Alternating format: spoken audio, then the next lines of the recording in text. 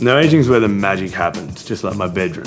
Aging and selection are the two key elements that separate the flavour profiles and tastes of all bourbon from the same mash bill, same distillery, same warehouse, even on the same floors, side by side. It's true.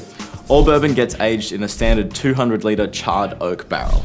There are levels of charring that are selected by the distiller, which basically means how long they torch the wood for.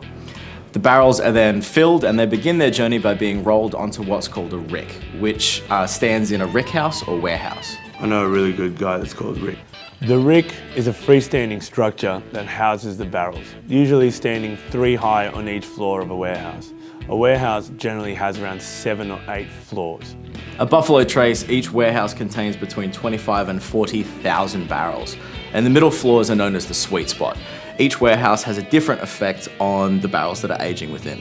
This is because when the spirit is inside the barrel, it is aging, or in Kentucky they call it breathing. In the warm weather, the spirit expands into the wood, then when it gets cooler, it contracts and pulls out all the colour and flavours. In the sweet spot, the middle floors, these provide the best kind of balance of flavours. One thing to remember about aging is the angel share. This is basically the evaporation loss from a barrel due to the temperatures in the warehouse. To explain that, just picture a barrel being filled right to the top, and in its first year, it loses 10% of its total volume. 7% of that goes straight into the wood because it's thirsty, it's just being burned. Fact. Then, each year that the barrel ages, it loses 3% through evaporation. That's the angel share. When I die, I want to be an angel of Kentucky, that's for sure. So when you break it down, if a bourbon is 10 years old, it's generally lost about 38% of its total volume.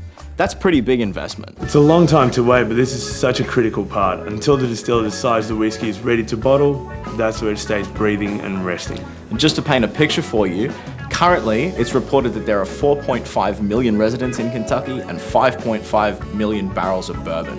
When I was at Buffalo Trace, they told me that if they stopped making whiskey right now, they'd still have enough to last for the next 20 years.